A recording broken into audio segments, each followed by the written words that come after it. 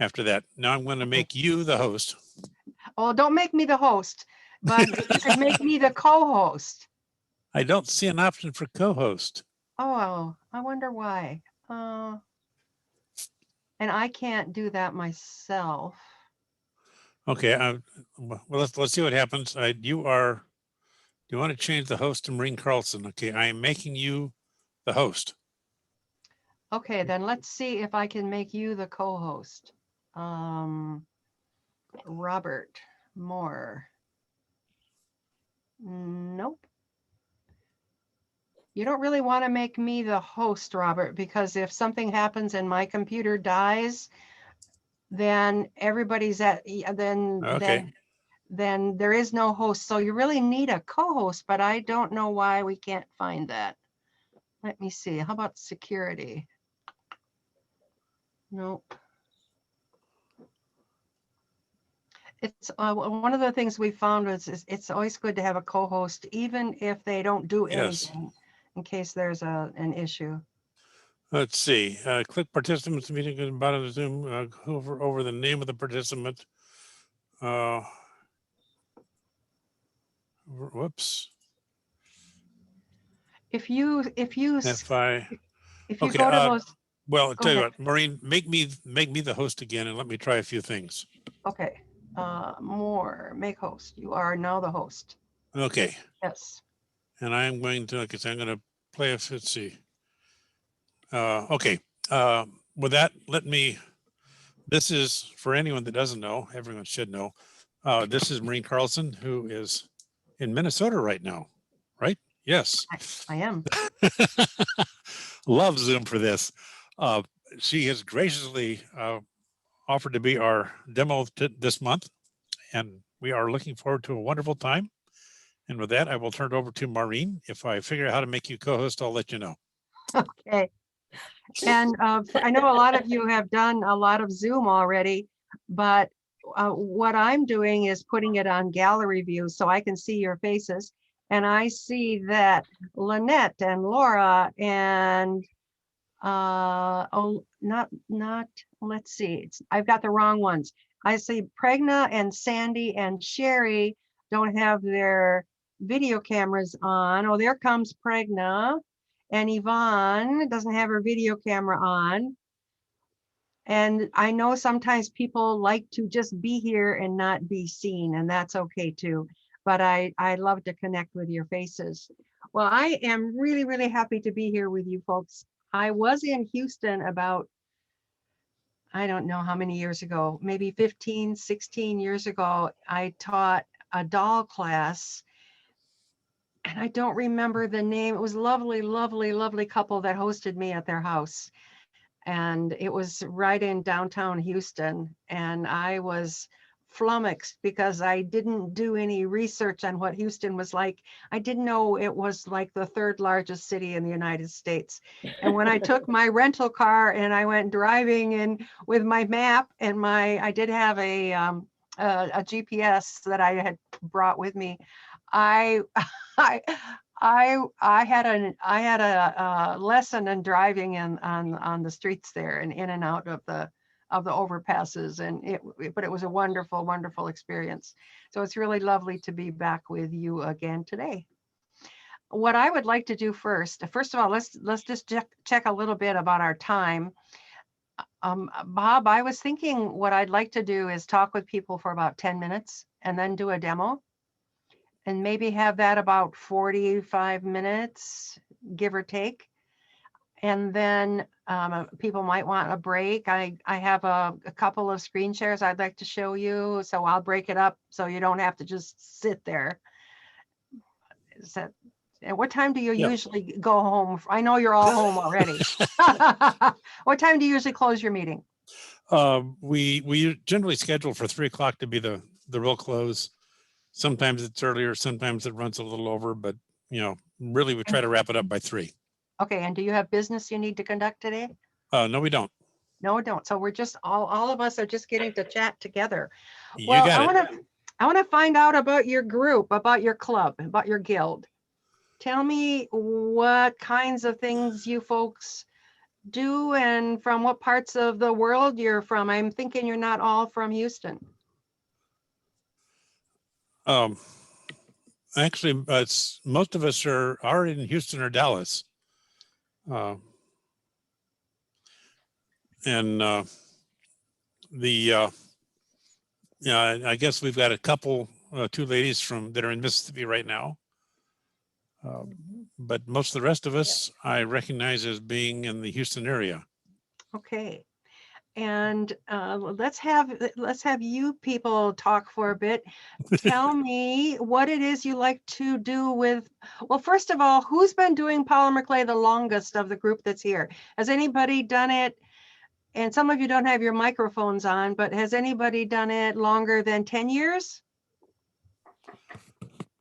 I know several of us have. Yes. Yeah, I think Yes. yes. How about if you say your name and say, like, Sherry, I see your microphone is unmuted now. Sherry, say Sherry, and then how many years? 2004 So we're is at when I started. 17 years. I'm going to run right down the list. Bob Wiley, how many years? 24 years, started in 97. Whew. Annette Harris, how many years? 2005 was my first one with Carol Duvall Cruz. And Annette started dragging me to the workshop. Yeah, Annette started dragging me to the workshops in 2008, and I'm glad she did because I love it. Oh, that's great. That's great. And Lynette, when did you start? I think it was about 15 years ago, Yeah, there's somewhere around then. And Sandy, when did you start? I'm 15 years or so, somewhere in there. And Laura Liggett, when did you start? About 15 years ago. Wow, this is a really experienced group. Pragna, am I pronouncing your name correctly? Yeah, it's Pragna with Pragna. I'm the newest one. I just had attended a couple of meetings just before we went into lockdown. Well, you know, we all like new people because there's an enthusiasm that comes with new people that sometimes if we've been doing it for a long time, well, I can only speak for myself, but sometimes I need the new people to get me all motivated again. So it's lovely to have you here. And let's see, the names keep switching around on me. Yvonne, have I talked with you? Yvonne? Hello? How long have you been doing polymer clay? Actually, you were my inspiration years and years ago. My son is 30 now, and I think he was like 2 when I started watching things you were doing and collecting your molds and everything. But I'm part of the Dallas Guild with Sherry, and I'm really, really new, and I'm a dabbler. Yes. So. But when I heard you were going to be on here, I said, I'm watching this. Oh, I'm so glad. I'm so glad you came. And let's see, I've missed somebody. Who have I missed? It's funny because the names keep switching the order. And so have I called everyone's name? Well, I must be a have because I don't hear a not. What I'm going to do first is I'm going to tell you a little bit about myself, because I'm going to pretend that you're all here with me, which would be delightful. And Sherry Sneed has been here. She spent a week here with me, quite a few years ago. Annette has been on a number of things that I've been on, and she came here to visit a few years back when she was here for a reunion, if I remember right. Yes, very good, Maureen. Right. Yeah. And has anybody else been here? I always feel bad when I miss somebody's name. No. I used to demo at the ACCI and HIA shows, which were the big craft trade shows for the manufacturers. And that's where I met Bob. And I started doing that in 1991. So that was 30 years ago. And I loved all of that. I quit working with American Art Clay in 2006, I believe it was. I decided I wanted to do more of my own thing and not just be pushing somebody's clay. Though I had wonderful, wonderful opportunities when I worked with Amico. So it's one of those things, Annette, that I mentioned before, that we don't really appreciate things sometimes until they're past. And then it's like, whoa, that was really special. But I opened a retreat center here in Minnesota in 1999. And I ran that for 16 years. I closed it in 2015. That was 6 years ago, but I'm still recovering from that. It's taking me a long time to figure out where I'm going next. I'm still teaching classes and I'm still doing things, but I loved it when people came here to visit. So I'm going to take you on a little visit. So we're going to do a little pretend. I'm going to do a share screen. And let's see if this works here. Oh, I didn't share it, did I? Let's go back. Oh, we did.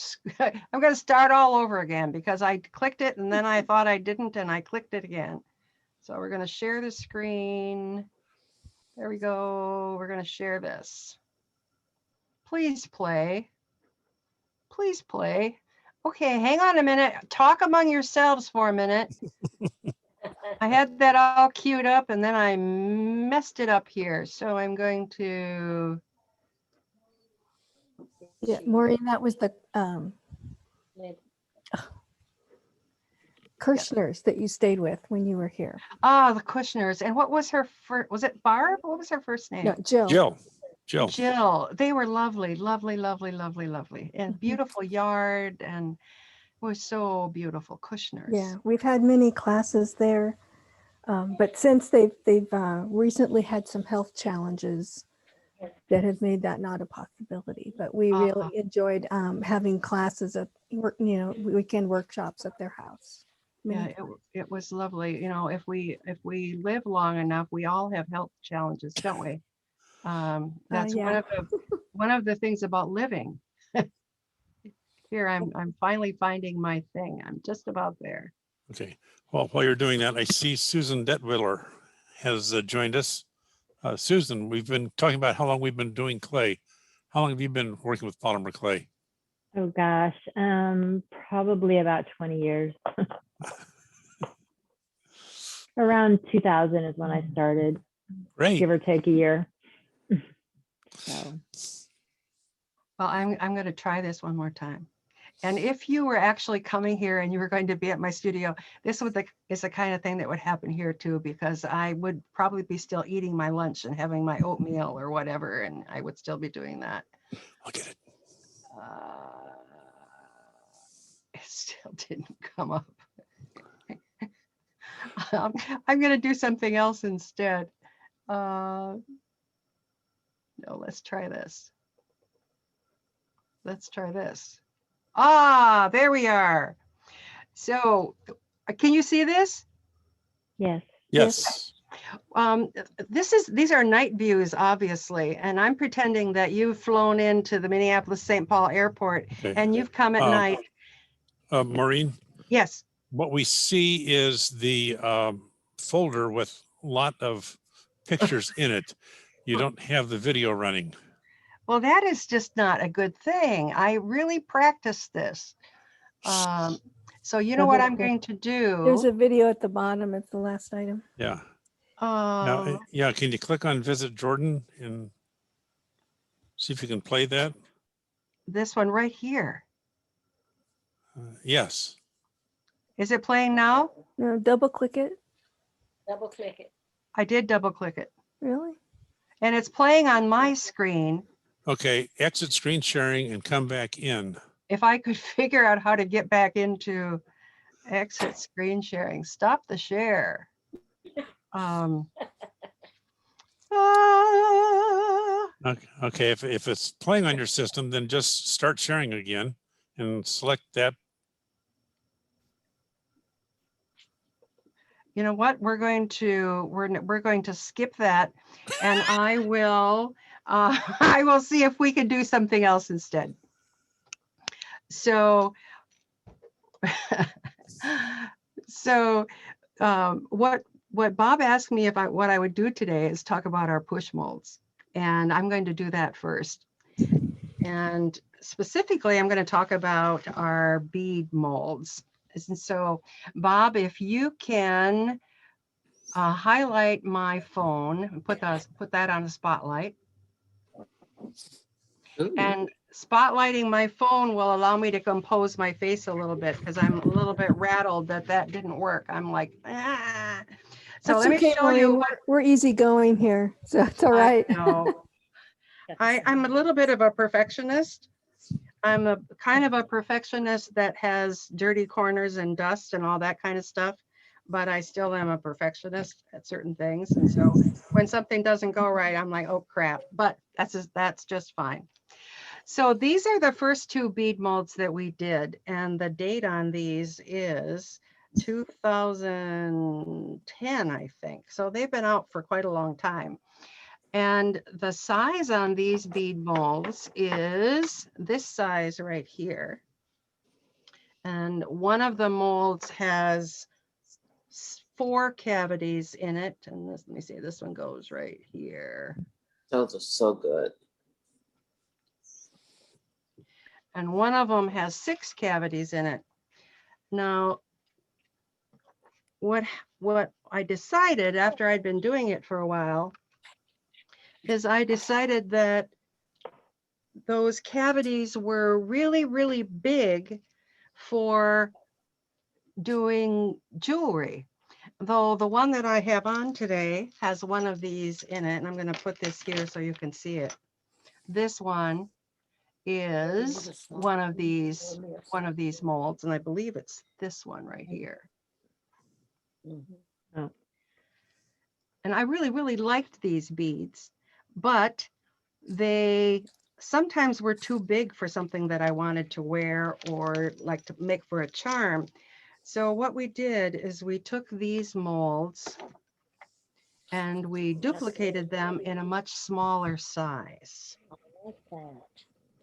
And these, I've got a whole bunch of them here, and I'm going to dump these into my hand. You can see how these are a much smaller size, more applicable to be for something like a ring or where you want to just have some charms that were hanging from something. These I've done in different kinds of jade tones. I'll just lay those there. And these are the places where this shows where that little face would have come from. So these are the different ones for that. And I'll lay those there for a minute and put all these together.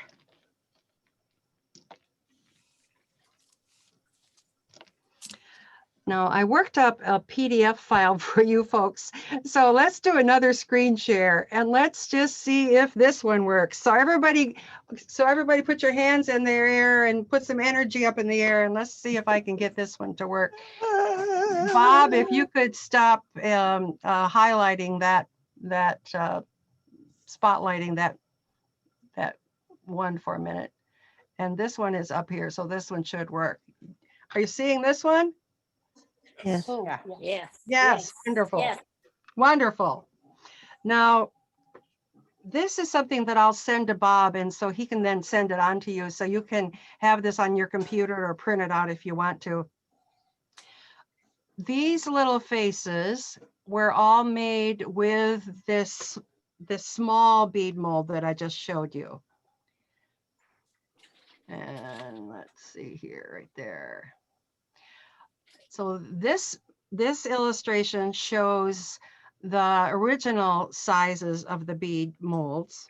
And then this is variations. So if I took the 4 faces from one of those molds, can you see how if we go down that rod, those are all the same face, but they've been changed a little bit?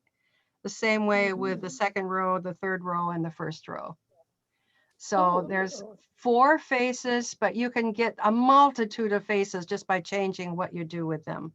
And when I actually do the hands-on demo, I'll show you how I go about altering things. Though you people are so experienced, most of you, that this, I hope you get at least 1 or 2 things from this demo today that will make you think about something that you're doing. Now, these are the pieces that are from the the bead mold. This is the larger one again, that has 6 faces in it. And so at the top row are the 6 faces. And then the next one down, those are all altered faces from that one set of bead molds. And I love this one on the far right, on my far right, at least on my screen. That one way at the bottom, I love his little round face, because that might be because my face, that one right there, it might be because my face is round, and so it makes me think of my own self. Very self-centered, I know. Okay, we're gonna get rid of that. Now, this next one, these are the smaller bead molds, and these haven't been on the market as long. I think we just came out with these 2 years ago. And I have those illustrated here with coins so you can see what their size is. But they're the same shapes as the other molds, they're just smaller. And these are the jade look beads, and then these are beads that were made with the larger bead molds. But you don't have to just make jewelry. I really love stacking them. And some of you might have done this class with me. I don't know, Myra and Annette, if you did this one. I think I taught this one at Cabin Fever. They're all put together on a threaded rod. And then there's a wing nut in the head that screws onto that threaded rod.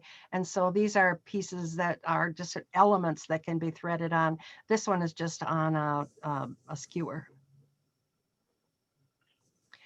These are beads that were done in a necklace. I really, really love story necklaces. By the way, does anybody have any questions as I'm going along with these things? If you do, just holler real loud and I'll stop. This is another one, and this is a story necklace, and I'm going to tell you this story in a bit, but I'm going to wait until I come back on screen and then I'll tell you this story. This is another class that I do where these are pendants and they all have masks. So if you look at these faces in the,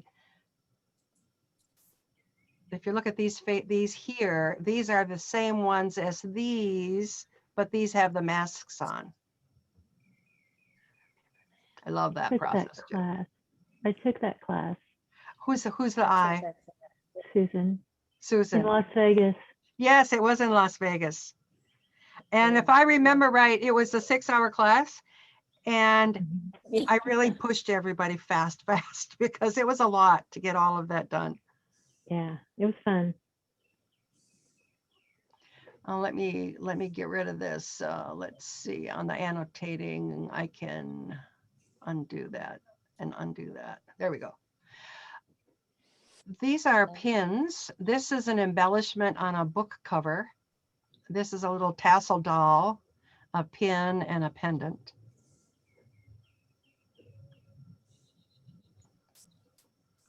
I have to stop the annotation in order to do that. Now, I also use these bead molds to make characters, and I'll show you these in a minute in person. This one is about 10 inches tall, and then an ornament, but these were once again made from the smaller bead mold.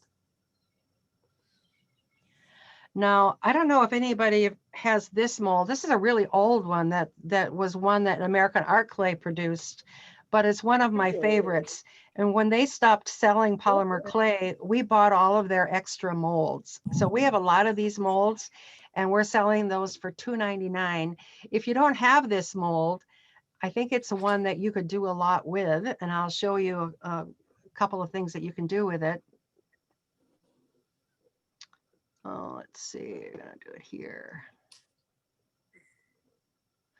This little person is made from a folded playing card, and it's just the center part of the sun face that I used.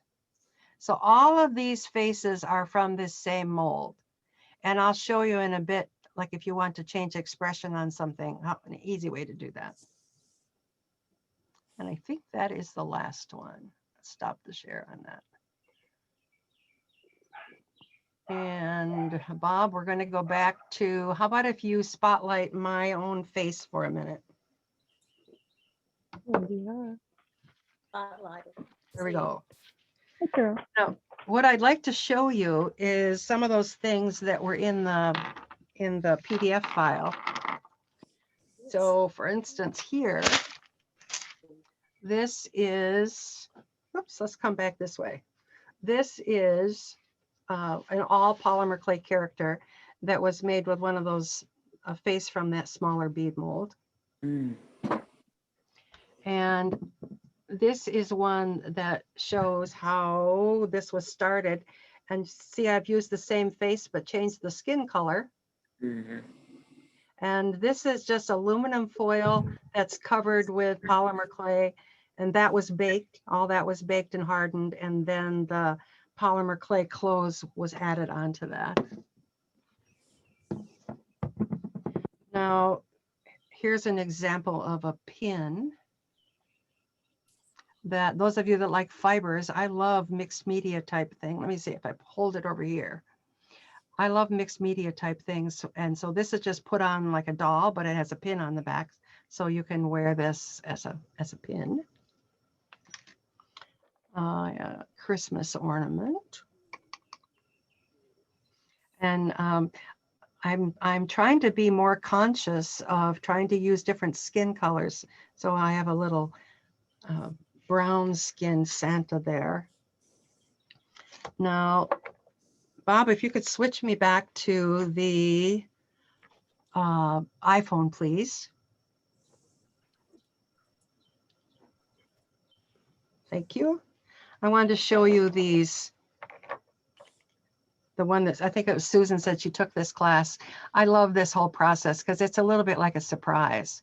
So this is a pendant. It's like a spirit pendant or some sort of a mystical thing. And it has a mask.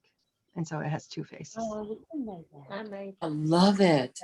And then the way we finish it off is the mask itself is put on with a stretchy cord so that you can pull it up and put it on top of its head. And then a cord goes through this part. And here's another one.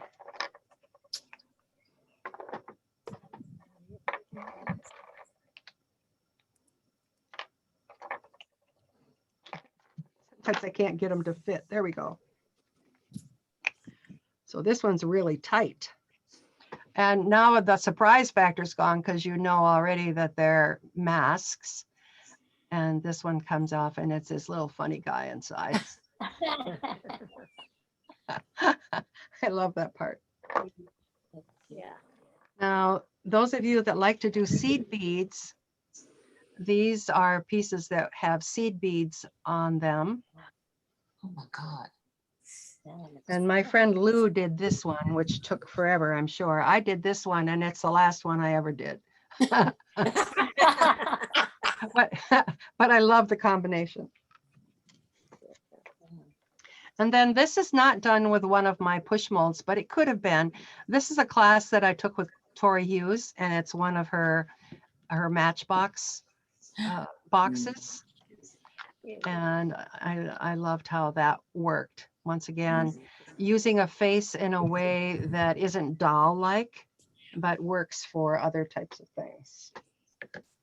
And then I told you that I'm having a hard time switching between having a retreat center and working without a retreat center.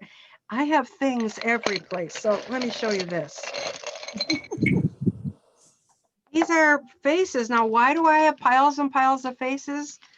Because when I had a shop, I thought I would sell faces or I demo them in classes. I was always showing people.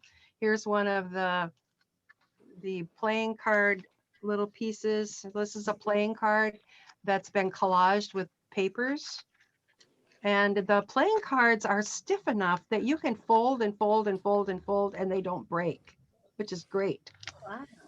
And this one, obviously, I never finished it, but on the one that I showed you in the PDF file, there was a pin on the back, so that could be worn as a pin. So in this next part of my life, I need to figure out what to do with some of these things. If anybody has some ideas or of recipients that might like a bunch of faces, you could let me know. Okay, I'm going to tell you a story. All right. That's what you're best at. There, put it on there. I love it when our artwork has a reason for making it. Being beautiful is enough of a reason for making something, or having it be fun is also enough of a reason, but it can also tell a story. So this is one that I made in 2006 after my mom died. And I was going to Michigan to help my sister and my brother clean out the house, my mom's house, and sort through things. So I made this necklace, and this is how the story goes. And some of you may have heard this before, but I started out at home. So there's a little button that says H. Started out at home. I got in the car and the wheels went round and round. There's 4 wheels there. Wheels went round and round. We went over the river and over the river again because we live not too far from the Mississippi. So to get to Michigan, which is where my mom lived, we had to go across the Mississippi and across the Minnesota River, across the Wisconsin River. We had to go around Chicago, so we had lots of water. And it was I believe it was January, so there was lots of snow and ice. But we had a nice respite in Wisconsin because my daughter Janelle and family lives there. And my grandson really loved to play chess. So that's for chess. But there was lots of snow and ice, and all of the colors all around were basically the colors of this necklace. In Minnesota, Wisconsin, Michigan in the winter, everything is brown and blue and white and gray. That's mostly the colors. In my daughter's town, they have a wonderful food co-op. And this was just delightful. This was a date and fig spread that went on pita bread. Yum, yum, yum, yum, yum, yum. That was lovely. More rocks, because there are lots of rocks there around La Crosse, Wisconsin. It's a big bluff area. Lots of rocks and more snow and ice. But we get to my mom's house and we started going through the antiques. And my mother loved old clocks and all that sort of thing. And we found out that with all of our hands working together, that we really got a lot done. And then we had to drive some more because we were going to a reunion. But at the reunion, we had a potluck dinner and some people brought sandwiches. We always have lots to eat. And my family loves to play Mexican Train, that game. Does anybody know that domino game? So this is representative of that. More ice, more snow, lots of ice, lots. And we actually got in a blizzard. We went to a family reunion and we were on a blizzard on the way home, but there were peanut butter cookies. More snow, more ice, more working. So this is representative of my brother, my sister, and myself. And these are just flat back little pieces so that they would fit nicely on a necklace. More snow, more ice, but my mom was a bird watcher. And so while we were there at her house, she lived in rural Michigan outside of Lansing, we were watching birds. And that always kind of gave us something to talk about besides all the sadness we felt about cleaning up. But we had lots of laughter too. More cookies. Then it was time to go home. Back over I think we probably packed cookies in the car. Back over the river and the river and the river. And the wheels went round around and we got back home. So when I wear this, nobody else knows that this has a story. It just looks like an interesting necklace, but I know that it has a story. And I love it that the little faces on there put some personality into it. Now this one that I have on is also a story necklace. And Melody Chrisman gave me this. It's a little piece from an eyeglass case, an optometrist case. And that was sort of the centerpiece for this necklace, why I put it together. And Melody likes nature and poetry and all that sort of thing. So this one is about a walk in the enchanted forest. And I won't go through the whole thing, but there are all kinds of symbols in it, including little pieces of wood. This is the spirit of the forest. There are actual beads made out of stone here, like there might be stone in the woods. There are little shoes from the fairies, different kinds of shoes from the fairies. There is, let me see what else we have here. There are lots of circles that talk about unity and how everything fits together. It's all part of one world. There are little fairies, skirts, all those sorts of things. And let me see, something else over here. I think that's sparkles. If you have an enchanted forest, you have to have some sparkles. So that is what that one is. I'll put that one back on. Okay, Bob, if you could bring me back to my face again.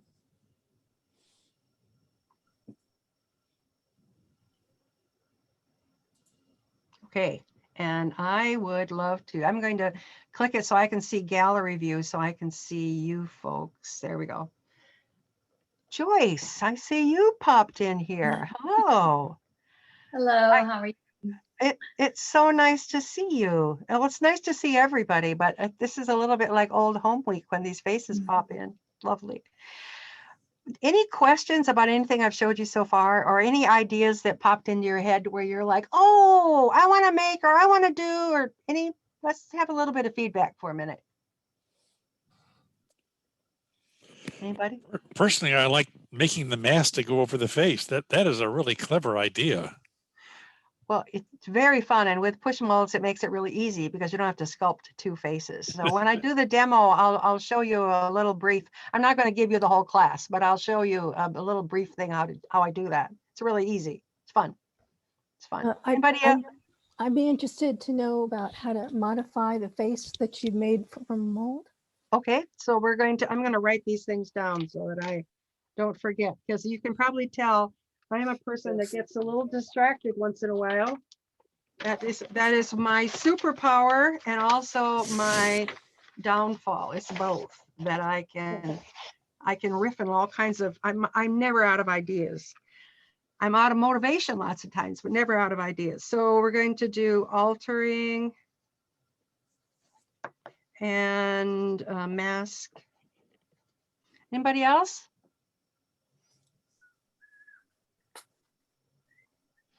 Okay, well, let's get right into a little demo here. I'm going to work with the larger molds because it's easier to see what's going on. And this is the B2 mold.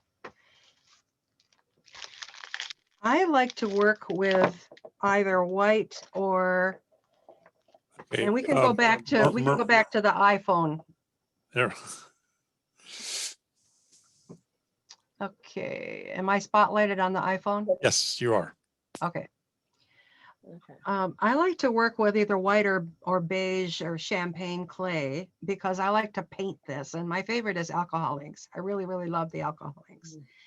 You're going to get a little different color if you work with the white as opposed to the alcohol inks, or as opposed to the champagne color. The reason being, or ecru, I believe this is ecru, and it's the same as if you were working with a canvas, that if you paint on a white canvas, you're going to get a different color of what's showing through than if you would if you're working with an off-white canvas. I'm going to work with white clay today. And I know people are interested in tools. This is my absolute favorite knife.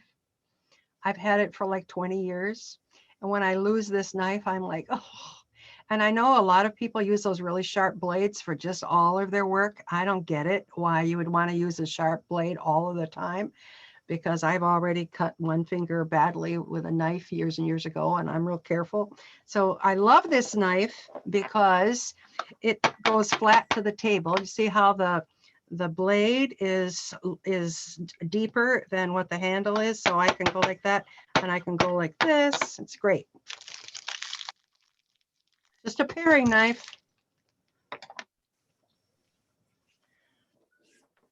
So let me get this soft here.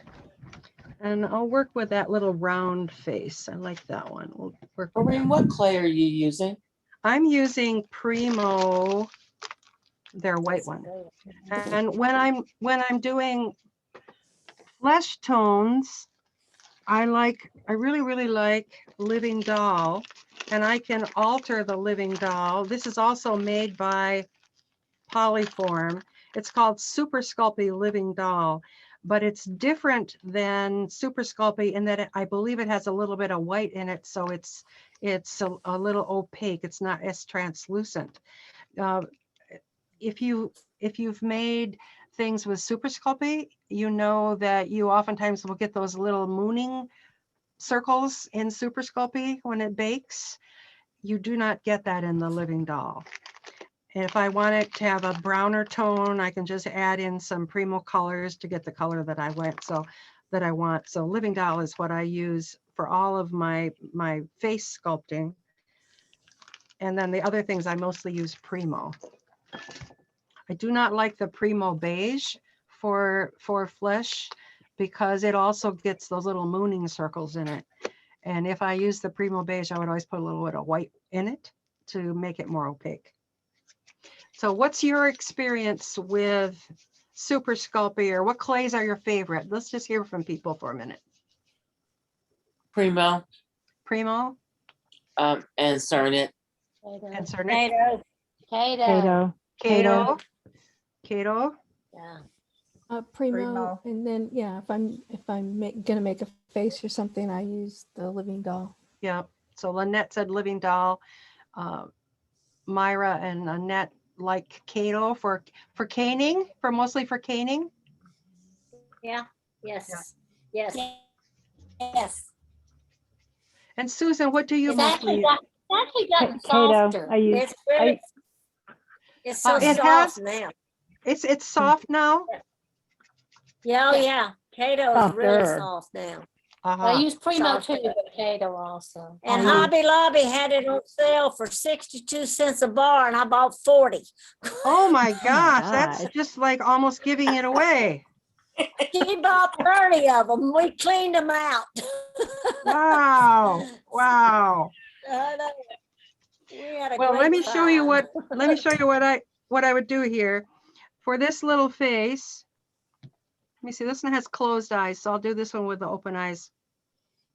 I'm going to make a little short cone, not very tall. If I get it tall, chances are it's going to flip over a little bit and get a wrinkle in it when I push it in. So I'm going to make it kind of short and kind of wide. I'm going to push that little tip right into the nose and push that in. Now, if I want a flat back, I can just do it like that. Take another piece of clay and pull that out. I have a little face. Oh, that's cute. That's a good one. If I want just part of the face, obviously I can, let's say I want to do a little artsy pin. I could just push a little bit just in the center. And once again, take a piece of clay that's soft and push that in and pull that straight out. And then we have just a little partial face.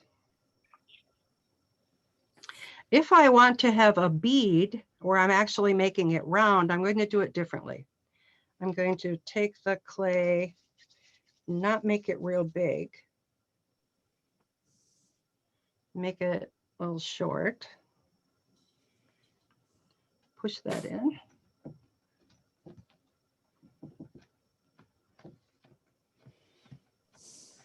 Now, I want to embellish these so that they have lots of designs on them. So I'm going to take a piece of clay that's already been baked. So this is a rod. Let's see here. It has a hole all the way through it already. I'm going to take that, push that there. This now creates a channel for my bead cord, and it's not going to change shape or size as I'm working with it. It could be a little bit longer, but this will work. Now I'm going to take another piece of clay and put it over the top. And then squish those together. Now pull that out carefully.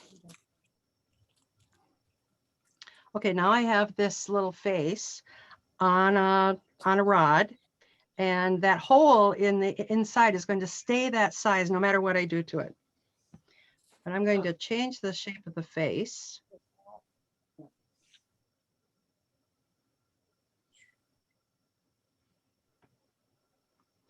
And it's not very thick. If I wanted it totally round, I could have had more clay both on the front and on the back. But let's see, I'm going to change this one, and first of all, I could change the shape of the face. So if and notice I'm holding it so I'm working with my thumbs on both sides at the same time, and it gets it more uniform.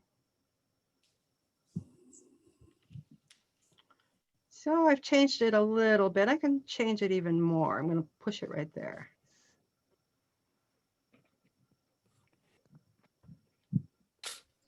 Now we still have basically the same facial expression. So I want to think, okay, what do I want to do next? One thing that's kind of fun to do, and it's always a little scary, is I could actually flatten it.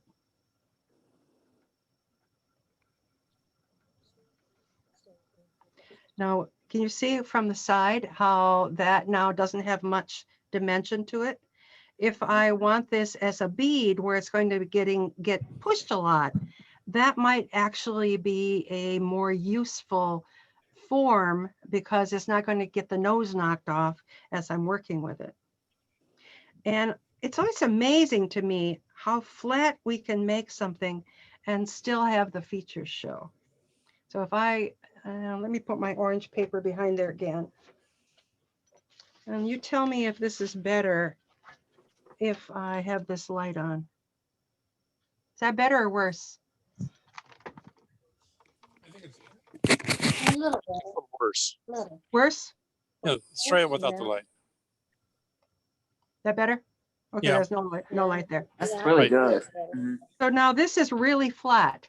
And if I bake this and then paint this, all of that detail will show. So that's one option. Now, let's put it back so it's not so flat again. And I'm going to make it a little more realistic now. I'm going to put some nostrils in there. And this is one of my second favorite tools, is a knitting needle in a variety of sizes. So this is just a knitting needle. I'm going to do that. That's- Something else that works really nicely are those little side things from the dental office. Oh yeah. Yeah, those are great. You can stick it in there and click it sideways a little bit. And let's see, I have one here someplace. Well, this one will work too. This is just a stylus, but I can put that one and come sideways. Pull out some nostril. Now I want this little character to smile a little bit. So since you all can look into your own face because you're on the Zoom screen, I'd like you to look at the shape of your mouth and don't smile. Okay, what do the corners of your mouth do? Are they going straight over? They go down? What do they do? Everybody's is a little different, but just take a look. You don't have to tell me. Now smile really big. A little down. Little down. Smile big, but keep your teeth. Don't show your teeth. Okay, now what the corners of your mouth do? Did they go up or down or straight over? Down. A lot of people still goes down even when they smile. Some people just stay straight. A few people go up like a Cheshire grin. And Lynette, I can see your face. Your corners go up just a little bit. Can you all look at Lynette? By the way, Lynette, does that embarrass you if everybody looks at you a minute? No, it's okay. Okay. Anyway, Lynette, see how just the corners of her mouth go up just a little bit. Now, Annette, you smile and don't show your teeth. Annette's pretty much goes straight over. So we have a little bit of a misconception on what makes someone look like they smile. It doesn't really look like a half circle when you smile, like it does on a smiley face. It's more that when you smile, your cheeks pull the, just a minute, I pushed something here. Hang on. I can't see your faces.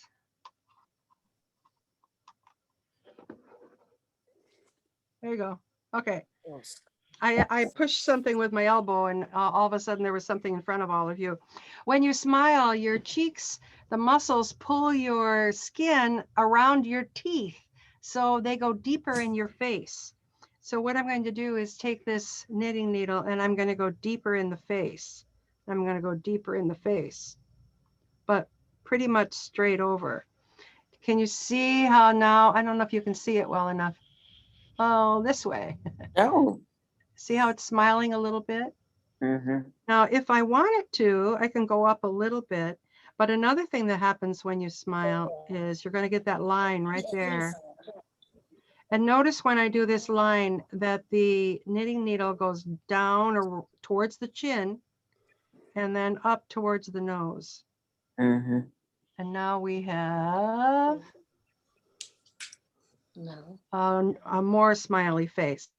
Now, another thing that happens is when you smile, your cheeks go up a little bit towards your eyes. And I would say this guy definitely looks like it is smiling now. I can also take another little needle. Let me see, let me use this one. I'll use this one. And I can put some little marks right here. I normally would use a pin tool for this, but darn if I know where it is. There it is. There we go. So now we have a little bit of wrinkles there, and I'm going to deepen the wrinkle under the eye. Good. So now this little guy is a little different guy than it was in the beginning. And now let me see, let me do another change. I'm going to do this, crunch him up this way. Now we have this little person. So those are the basic ways I would go about changing a face, though every time you do it, it's different. But now we want to add something to this. Well, you know what, maybe I should show another one. Would you like me to alter another face? The person that wanted me to do that, would you like me to do another one? Sure. Yes, please do. I mean, this is fabulous. Okay. Maureen, I really love the pre-baked rod in there. That's amazing. That makes all the difference in the world. Because you can see I did all of that work with that, and the hole is still that hole. Yeah, that's amazing. I think that's one of my favorite things. Well, see, now we can all quit because you've learned something. Yeah. Okay, I'm going to do one of the big faces this time on this guy. By the way, these are we used to license our molds to Amico, and they produced the molds when we had the sun mold. And there were 4 different molds that they did. But then when they discontinued polymer clay, my husband decided he was going to do this himself.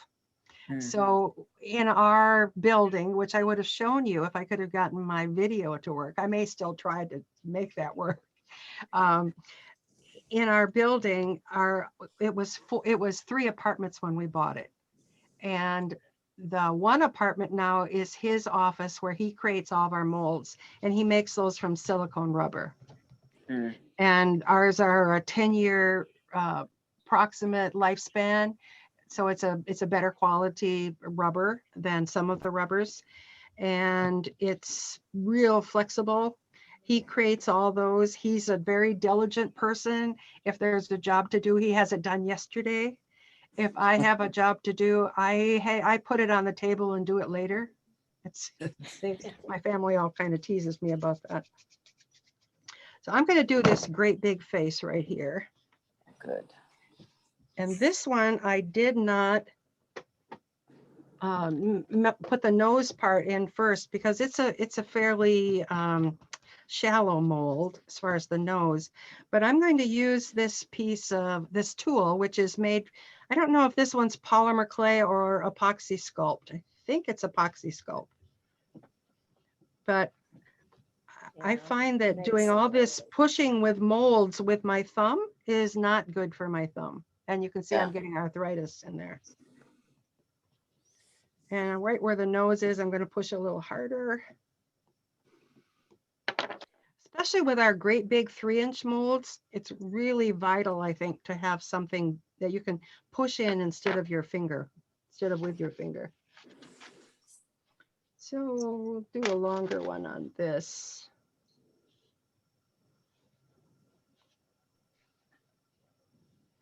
Push that in there. And we'll put some more on top.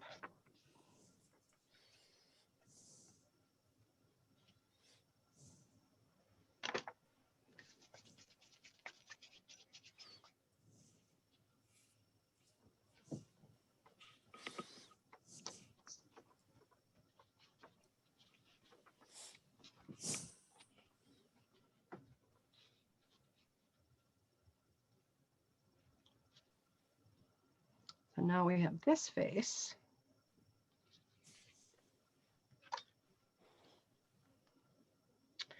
This one has closed eyes. If I wanted to open the eyes, usually I don't recommend that people open the eyes because it's really easy to mess it up, but you can do it. And this is one way. If you take something that's blunt, like this needle tool, this knitting needle, and raise that eyelid a little bit. I'm going to raise this eyelid. By the way, this thumb is not holding anything tightly. It's just balancing it. If I'm not careful, I'll get this all out of shape. So now I have a little bit of an opening there. Now I can take, got to find my needle tool. This might work. I'm taking let's see, we'll use this. I've got a bunch of beads here. So I'm going to find a seed bead that's the color I like. This one will work. Oh, except that's not going to work. Just a minute, I'm going to stand up a minute and find my sharp tool.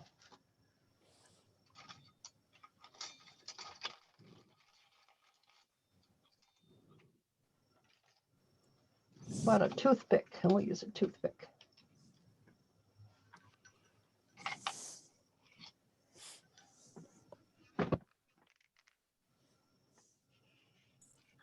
Push it so it is.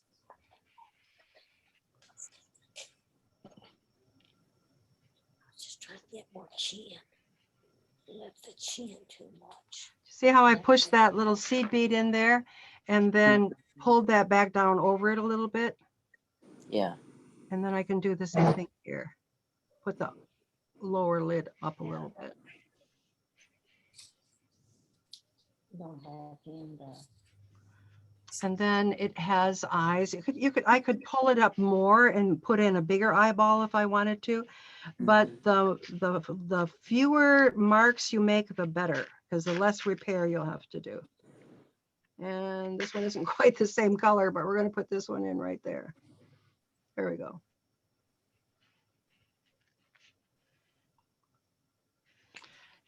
And I'm going to close up that lower lid a little bit. Now we have a little face that has some eyes in it. Yeah. And I'm going to deepen the corners of the eyes. And we'll make a little bit more mark here. I do a lot of rolling of the tool rather than poking. So I'm actually rolling in the shape that the face would be. Let's take this nostril and pull it up. Pull it up. And I'm going to, this time, the last time I flattened it, this time I'm actually going to pull it out.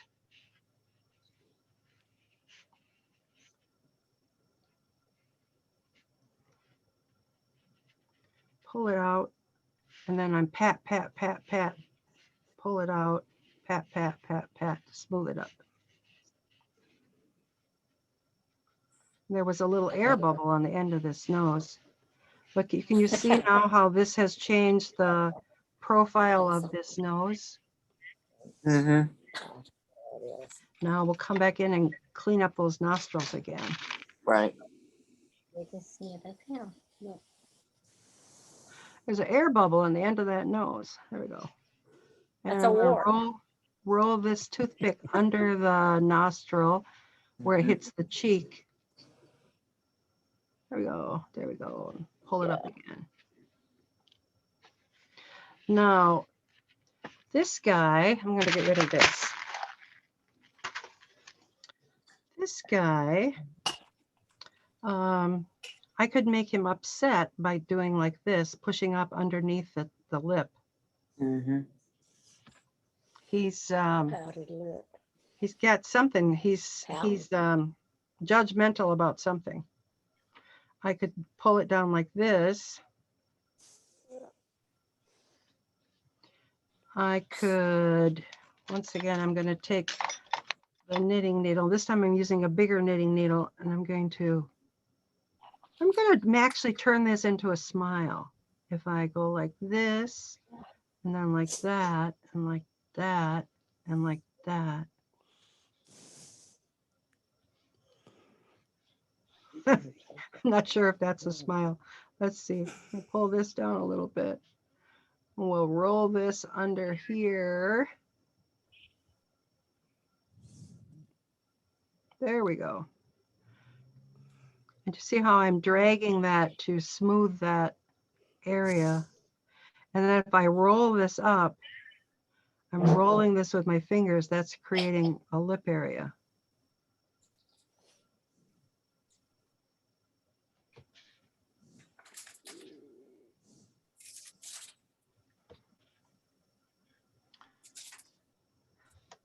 Sherry doesn't have her microphone on, but Sherry came here a few years back and we did a whole week of just faces. And I have Sherry's face in all different positions in my computer. Profile, eyes closed, eyes open. That was fun. It was fun. That was fun. It's frustrating, but fun. Nah, well, maybe, but I loved it. I loved it. Just Well, ask Sandy how much I still talk about it. yeah, it was, I only did it that one time for that long of a class, but I did love it. Now I'm taking the point of this, my favorite tool, and it's not sharp because I've had it so long. I can hold it by the blade and I'm poking that in from the corner, poking it in from the corner, and then I can open that mouth just a little bit. Now, to me, this looks very different than it did when I first started. Very different face. He doesn't have smiley eyes though. He has a little bit of a smiley here, but the eyes aren't smiley. Part of it is, see this little dip right there?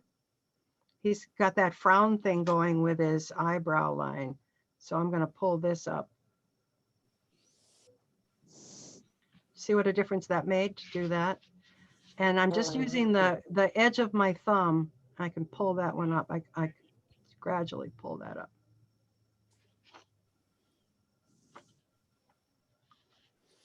There. Well, that's a different person. But if he's smiling, he's going to have this coming in here, this coming in here a little more.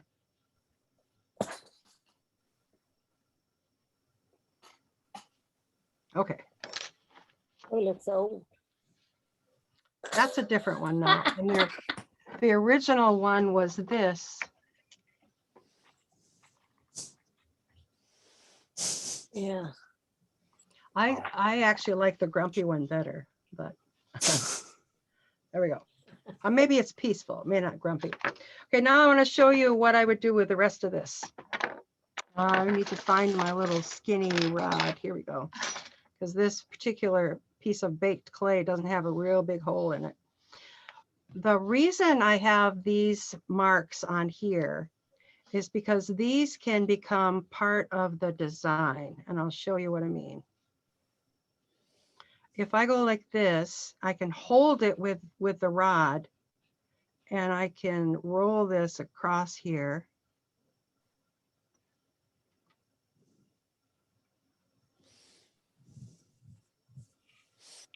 And create a texture. See that texture that was created there? I could do the same thing here. Let's see. I could push this right here.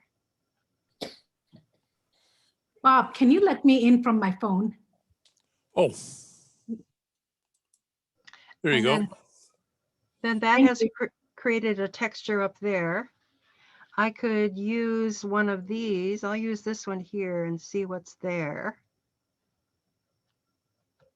So I'm picking up, this is like a little circle marks. I'm picking up these different marks by rolling it against the marks on the edge of the mold. And I think that's what I'm going to do just for that one. That's enough for that now. But now I can take more clay and I can start embellishing the rest of the face. So let's just see what happens. I love this embellishment part. So if I want to create, let's see, I'll show you this was as an example. See how this has all these different layers of clay and different beads and things that have been pushed in here. So we're going to do some of that with this. I'm not going to finish the whole thing because I may take a whole hour on one bead. But if I take this, I'm going to push this in here. Warming up. Might keep it Now, on clay. this could become little layers that are added along the edges, but I would start at the bottom and then add up so they overlapped like a pine cone. See what she's doing. Yeah, that's cool. And I'm going to use a piece in here. And this one has just little ridges in it. So we'll lay that one there. Now we have that look. Whoops. Now this clay is pretty soft and I'm able to push it hard enough that it's going to stick together. If it wasn't sticking together, I would put liquid polymer there, or one of the bacon bonds, or one of the Genesis medium. I've got some right here. I can't think of the name of it. The gel medium, not the gel medium, the thick medium from Genesis. Yeah. But I actually really like just the liquid polymer. Like my favorite is the translucent Sculpey. I use that all the time to help bond things together. Another look that I think is really fun on these is just to rip the clay. And then I can lay a ripped layer. And that creates, see those lovely little ruffly things you can get just from ripped clay. Now there's no rhyme or reason at this point of why I'm putting these particular textures here. I'm just doing it this way just to show you different variations. Now another thing I would do is, I love this part, I could take and make some little tiny ropes. And for It's not pragna, pranya, Yes. pranya. What I'm doing when I'm rolling these is I'm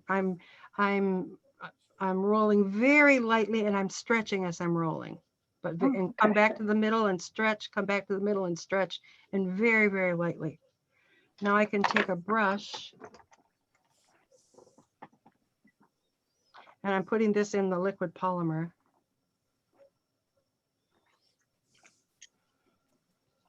I'm going to put this down the nose.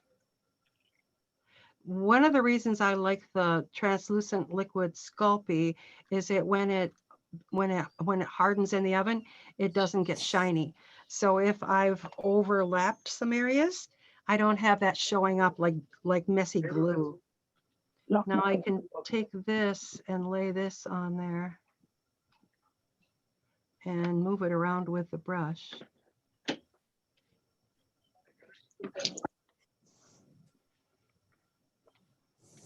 And I can actually draw with this little line. Oops, go in the middle. Here we go.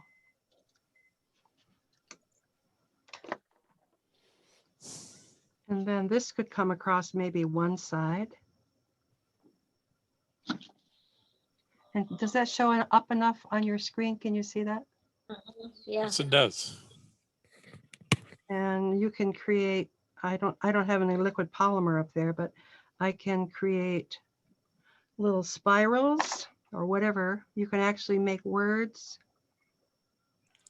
Jeff Dever is very good at maneuvering these little tiny pieces of clay. So is my friend John Friel from Ireland. He does a great job with that. But I like how that looks. And then when that's painted, that will be really fun. It will pick up the colors.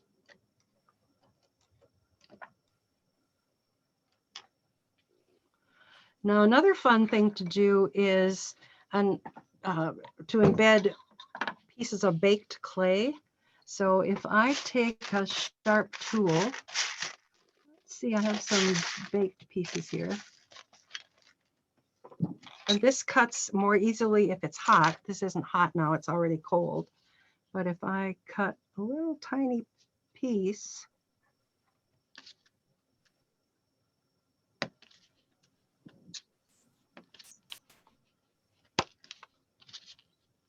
I'm just going to do a couple. Oops, they're all over my work table. Now I can take these and I can embed these, and I'll put one right in the middle of his cheek. Now the advantage of doing a baked piece over let me push it with this. The advantage of doing a baked piece over a soft piece is you get that straight line around it, so that when you paint that shows up. And let's see if this one that I have on, if it shows. Well, this one has the line down the nose, and then has a little dots laid on here. But it doesn't look like it has any of the pieces that have been pushed on that are square cut.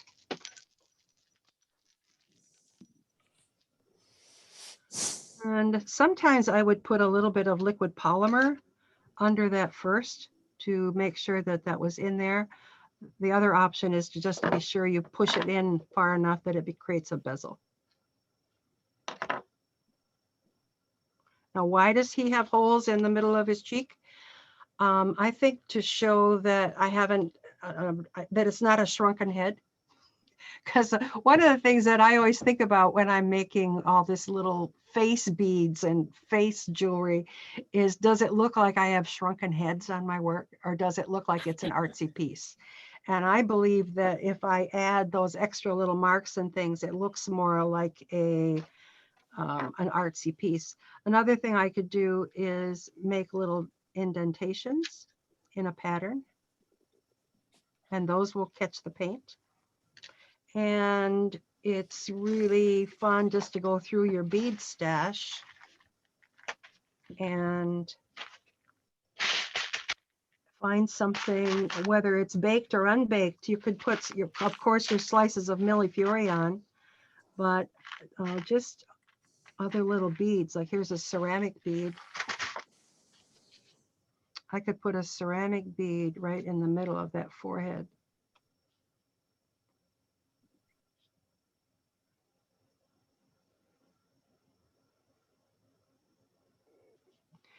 Another thing that's fun to do is to actually distress it, like it has cracks in it.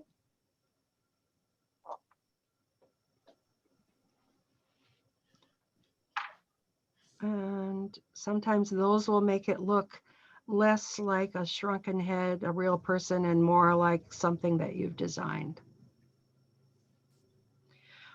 I first started making these kinds of beads because someone brought me a ceramic bead that they had purchased that had a lot of cuts in it and things that were added into Whose the car are we taking?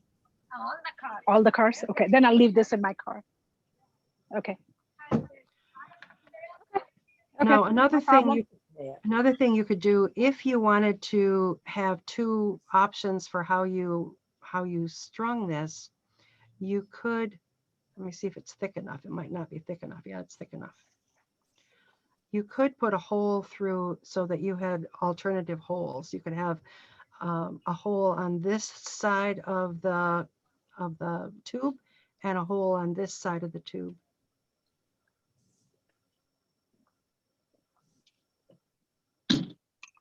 And you could make those holes look like part of the design.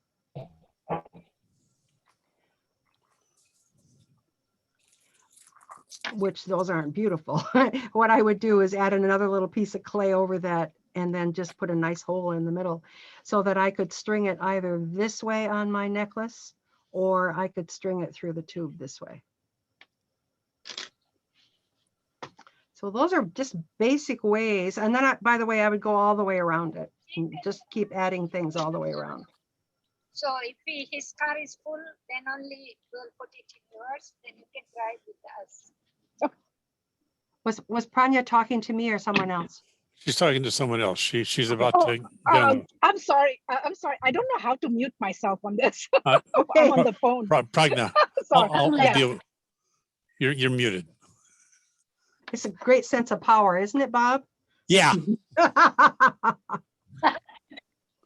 Now, another thing that you can do, and this is a piece that's baked already. You could bake your face and the backing. This one does not have a tube on the inside, but I have a big hole in it. Once that's baked, then I could come back and add all of the embellishment around it so that I didn't have to worry about that hole stretching out of place. It's another option. Okay, I'm going to just take a 5-minute break and look at, not break from me, but I want to get off my iPhone screen so I can look at your faces again because it's been too long with just me talking. Okay, I'm going to go back to gallery view so I can see you all. Okay. We're working on it. There we go. Okay, I want to know what you've been working on a while. I have been showing you some things because I know being makers, we oftentimes are doing multiple things at the same time. So Myra, oh, you actually made a face, and Annette has a face with your molds. Yes, yes, we have our mold. Well, good. Good. And Susan, what have you been doing? Susan, unmute yourself. Okay, so I've been working a whole lot. My husband's been in the hospital, so I haven't been working on a whole lot lately. But this is the most recent thing I made. Aha! I love his hat. His hat is a house. Yeah. Her hat is a house. Her. So she has like roots. Cool. This is entitled Housebound. Oh, That's Got her adorable. little dimples in the and back. what material is that one made from? Polymer. I know, but what kind of polymer? Oh, Kato. Kato. And then some of it is, and then it's got paint highlights, but I mean, it's also different colors, but Yeah. with paint highlights. So, Yes. And are you using acrylic paints or Genesis or I'm oils? using They're acrylic tube paints. They're the golden open, where they have a longer open time, more like an oil paint. So you have more time to work with it. Nice. So I like those because I like because they're kind of like a best of both worlds thing. Yes, nice. But one thing I was wondering about yours is like, so are you sculpting your own faces first before making the molds? Yes, we do. Yes, I do. So the process is I sculpt it and add in a wall all the way around it. And then my husband makes a mold from that and then pours plaster in that so he has duplicate masters, because he needs to have more than one mold at one time to be a master mold. So it's me sculpt, then him pour latex, then him pour plaster, then him pour latex again over the plaster. And then from that he makes, then he puts the latex over the plaster, and that's what the customer gets. Yes, and like I said, he's a person that gets everything done pretty fast. And I'm the one that puts it on the table, and I'll get to it later. So we have a lot of customers that are asking for new faces, and they're in my brain. That's kind of where they are. That's kind of how it goes. But yeah, I do sculpt those. Lynette, what have you been working on while we're talking? While we're talking? Oh, I've been jotting down some notes on what you were saying. That's all. Well, that's fine. That's good. No, I'm enjoying watching and listening and jotting down things that I want to remember later. I always think, oh, I'll remember that, but no. Yes. Yes. And Joyce, are you working on something? No, I haven't touched clay in over a year. And what have you done with your creative energy? We have been refurbishing and remodeling the houses.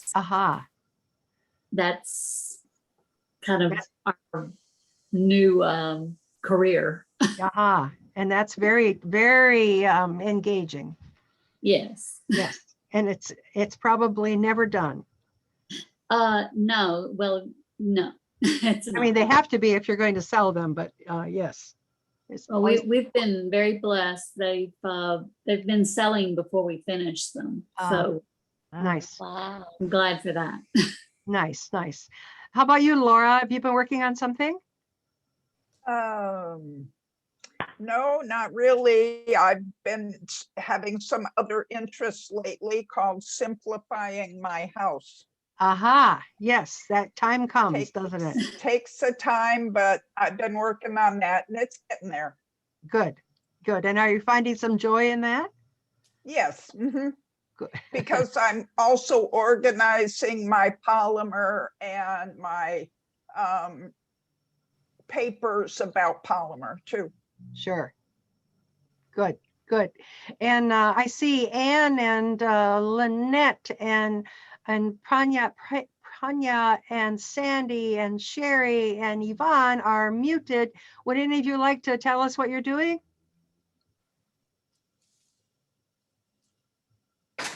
I guess if they're muted, they can't tell us what they're doing. Okay, Well, I can. Yeah, I can You go talk now. Okay. The one question I had is the rod you put in. Is it a metal rod or is it a polymer clay baked rod? Metal. Okay. Yeah. And that white. Just a minute. Tubing, yeah. Oh, the tubing in the middle, that was polymer, but you certainly could use a metal rod, like even these little tiny tube beads, these ceramic tube beads. Those, if your cording is small enough, that could go in those little ceramic tube beads. So I usually make my own out of polymer, but it could be ceramic or metal. Oh, okay. Whatever. That was pretty cool. Yeah, thank you. You're welcome. Anybody else have a question? No, you asked what I've been doing. So I had done some silk screen over translucent and then covered this jar to make a candle. But then I thought I had some leftover silk screen. So I thought, what am I going to do with that? So I made things that I'm going to make into little earrings. So they're like semi-transparent. And I did some beautiful color. So anyway, something a little Yes. different. Yes, beautiful color. Beautiful. Maureen, I had an idea when you were working. I generally, at this time of year, I start thinking about Christmas ornaments because I like to make something homemade for my family. Just a minute, who's talking? Can you This tell is me? Anne. This Oh, is Anne. Anne. Hi, Hi, Anne. Maureen. I haven't Hi. met you before. And when you were working on that bead just now, I thought about, have you ever seen, it's like it's a Christmas light upside down ornament, and it's got like the, like you would screw it in, but it's a large version. Do you know what I'm talking about? I think so. That little face, that long face Uh-huh. would just look wonderful on one of those. It just kind of lends itself to that shape. Uh-huh. And are they LED lights? No, what it is it's just they're made out of glass, and they're large. They're maybe 2 or 3 inches. I've seen them. Uh-huh. And they have like a metal, almost like you would screw it in, like what do you call that, where it would thread into, but you don't really use it as a light. It's just ornamental. Oh, yes. Yeah, that would work great. The only reason I hesitated is if it's a light that gets very hot. No, it's just, they're just made out of glass, and they have a metal top, and they're purely ornamental, to look like a large size Christmas light. Sure. And Fun. I thought that face would fit really nicely on there. And you could just make, you could not, don't fill the mold all the way up, just fill it partially full. So it's kind of shallow, and Yeah. that'd work great. That'd work great. I'm really excited. Which mold do you think would lend itself most Well, to that? if it's kind of big, like the one that I showed you, this one. Is that about 3 inches, did you say? This one is, but then you would embellish it with a beard or whatever. Yeah. This one is, let me measure it here with my ruler. This one is 2 inches, I think. 2.5. Oh, that would probably be good. And what's the name of that mold? Is that one's mold B. two? That one's the B, mold B. Okay, mold B. Mold Okay. B. Thank you. You're welcome. Okay, I'm going to show you one more thing. And then if anybody wants to take a look at my studio, that would be great. I have to get some aluminum foil here.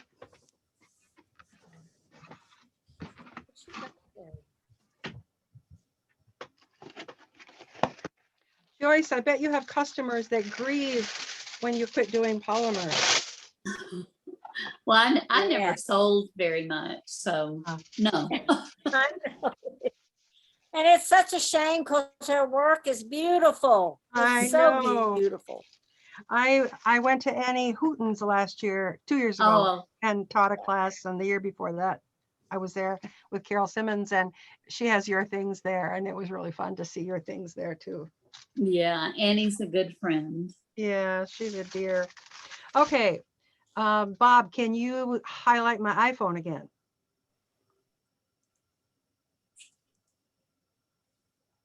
Okay, so I have a face, a piece here that's already hardened. This is all baked. It's not painted yet because I'm going to have clay on my hands. And if I have this painted already, I'm going to possibly wreck the paint. So I'm covering this with foil.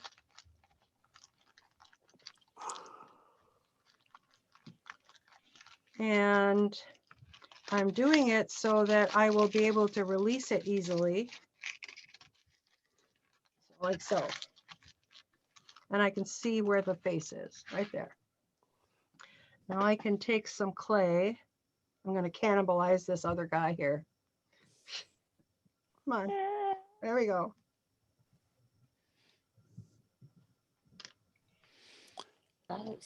And I will use a sleeping face on this one. And I'll use this one. Which one? I'll use this one. Oh, too much clay. Because for the mask, you don't want it to be too huge. If you make it too thick, it'll stick out like a horse's head rather than a person's head. So I'm going to push this in there and make it concave. So I'll use this tool to make it concave.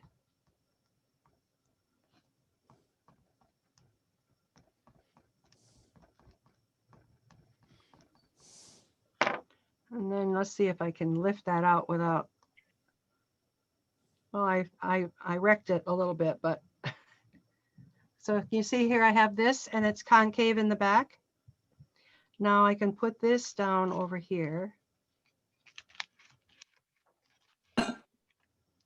And fit this. I'm going to take the edges of the mold and push it down to the foil.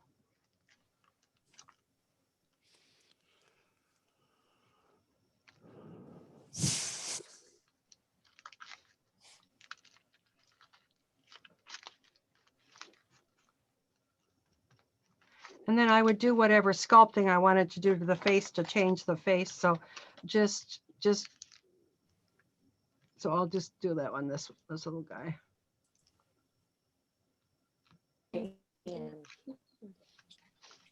That was 2010. I don't know. Okay, so now I'm going to look sideways and I think I've got it too low on the face. So I don't think, can you see there? See, I think I should have put it up a little bit higher, but the principle is still the same. Now we're going to take some more clay.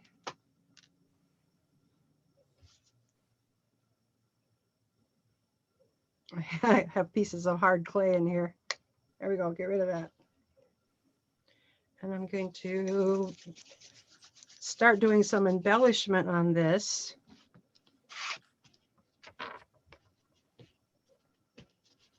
And on this one, I'll just put a bunch of strings around it.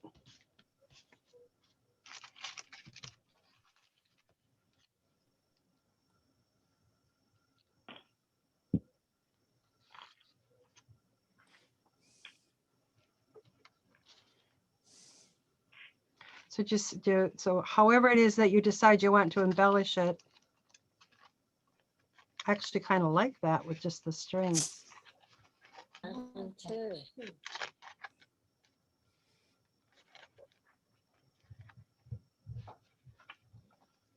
And then I would put some more clay here because I need something that will help keep it on top of the face that's underneath. So I'm just going to do a flat piece just to save some time because you've already been sitting here for an hour and a half. How did that happen? Wow. I've been having a lot of fun. Well, I've been doing most of the talking. I feel a little bit, of course, that's why you had me come, but. Okay, so I need to have a piece that will cover up this enough that when it's being worn, you don't recognize that this is a separate piece. Now I will very carefully release the back and try not to stretch anything. Put this in the oven and bake it. Once it's baked, I can pull this off. And so let's do it with this one so that you see, is this the one that fits? Yes, that's the one that fits.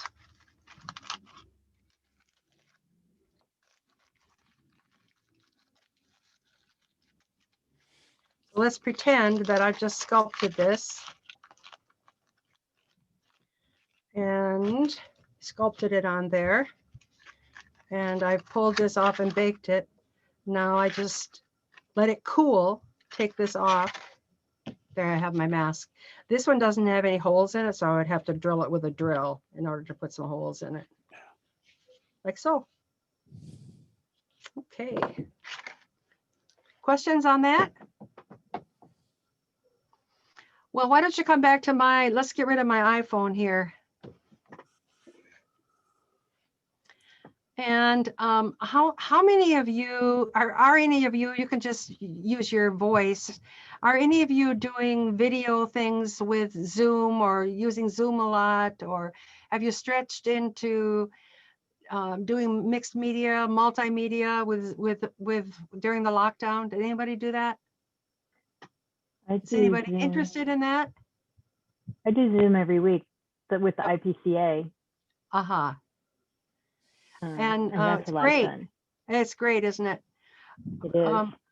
I'm planning on doing more classes. I've only done 2 big classes so far this year, but I'm planning on doing more. And so I wanted to show you what my studio, how I worked my studio out. Is that okay?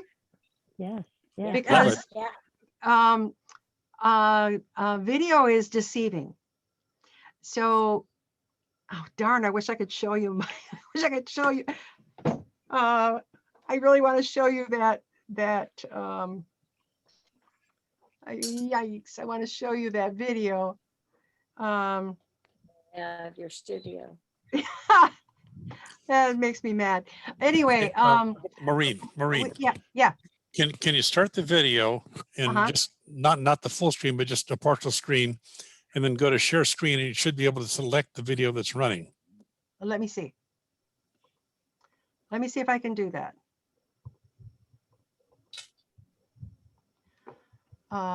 If I can.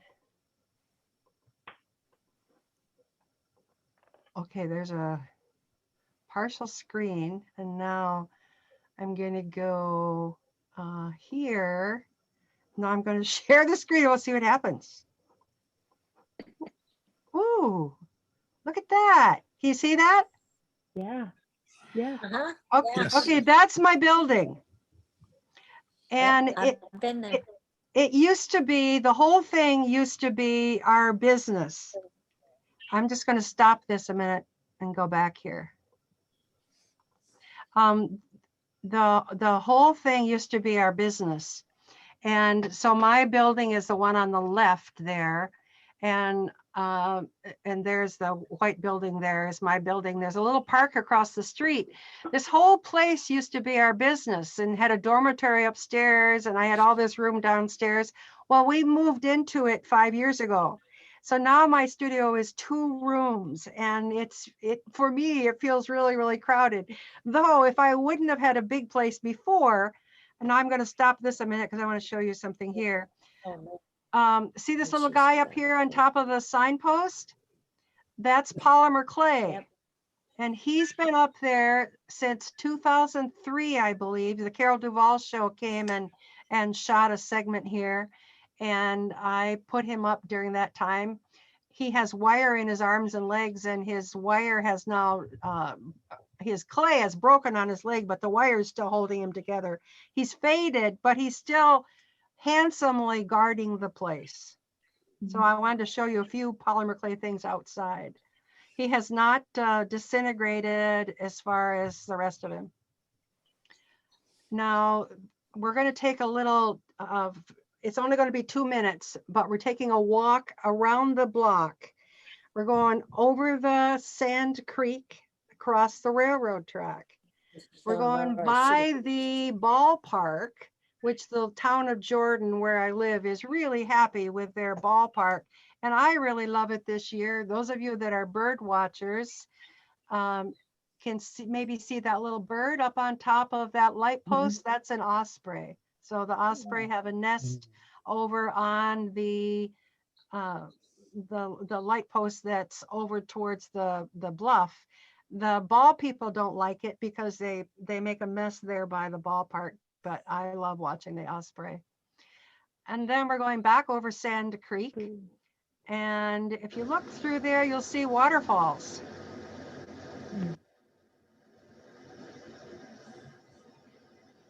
And this used to be a working mill.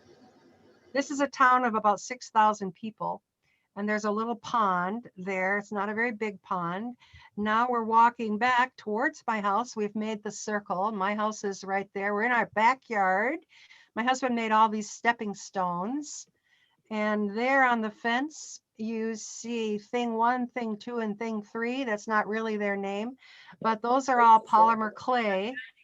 And they've been on the fence year round for a number of years now, at least 10. The one on the left has a lot of clay that was taken out of the food processor. So it's all kind of crumbly looking. And then that was just all patted onto the face and adhered. I don't know that I put liquid polymer on it, but it's all adhered. The one in the middle is painted with Genesis paint. That one has actually held up the best as far as color wise. The Genesis seemed to seal the pores of the clay a little bit. And then the one on the right is just the raw, not the raw clay, but it's just the baked clay. And his face is all speckled and sort of moldy looking. I believe it's because the pores of the polymer clay, organic material gets into those little microscopic pores, and then that changes color. But the clay itself is still really durable. I think that's why they tell you you should not be eating with polymer clay. You shouldn't use it for utensils because it is porous. And I love the bleeding heart that's out there. And then this is my backyard, and the little creek is right on the other side of the bleeding heart. It drops down about 10 feet to the creek, and we're not in the flood zone, but it is eroding our riverbank. And now we're back on the front porch. And that was if we were walking that, it would take about 10 minutes, but we only took 2 minutes. And this is a piece that I bought at Renaissance Festival years ago. I love this piece. It's driftwood. And can you see the little wizard out there walking along, and he's going over the bridge? And those pieces are metal. Bridge. That's so much. Yeah. And that's my little quick thing. I just wanted to show you what you would see if you were actually here. Now we're going to stop that. Thank you, Bob, for helping me make that work. Now, if you could highlight my iPhone again, I'll take you on a little quick tour inside. And I'm going to put this up like so. Let's see. So I'm in a little 11 by 11 foot room. And let's see what we're seeing here. Let me do this a little bit here. By the way, this is one of those, I bought this thing. I really love it. I can't remember the manufacturer. If anybody's interested in something like this, I could, this little adjustable, this little adjustable thing that I have for holding my selfie stick. It's a what? Is it a selfie stick? Nope. It's No. It's about it has all these different adjustments, so I can change where it's if you look at my picture, can you see it? If you look at my picture where I am, then it's can you see me? I see. Yeah. Okay. Yeah, it's big. It's big. It's a big one. Yeah, it's big. Okay. And then it has a thing here that you can put your tablet on, so you can have 2 screens going at the same time. Oh. But I'm going to set this down so that I'm not making you all dizzy. I'm just going to do a little quick tour around this room. And let's see here. There's my doorway that goes into my second room. This was a bedroom when we bought the house. So all of this stuff is in this room. There's a little closet there with glass with a mirror on it. And for my light, I have one of those things with a soft box around it. So that's what I use for the light. And then there's my bookshelves. And on the other side there by the bookshelves, when I'm not doing a class, that's where I work on my computer. So I only have one computer screen, so I have to move my computer screen when I'm doing this. And then on this side, I'm gonna open my window. I have curtains up here so that I can control the light a little bit. And there, I don't know if you can see, there's a lot of light, but no, you can't see. Sand Creek is right out my window. And then these are the secrets of, let me turn this here. These are little folding screens, and back behind me are all these shelves. And who was it that said, it was Laura. Laura said she's cleaning out. Well, Laura, you could come and help me. because behind these screens, I have all part of my stuff. And then I have a curtains up here. And let me see what you can see here. I'll turn this. So I have people in there. And there's some things from the class that Carol Simmons and I did together. Up on top, there are people looking, saying, why haven't you finished me? And then I'm going to set this down again. Are you getting dizzy yet? Nah. Nope. Maybe I'll take it out of here just for a minute. Oh, no, I'm not going to. What are we looking at now? Me, my belly. Your necklace. Your necklace. We're looking at your Okay. necklace. Get rid of this.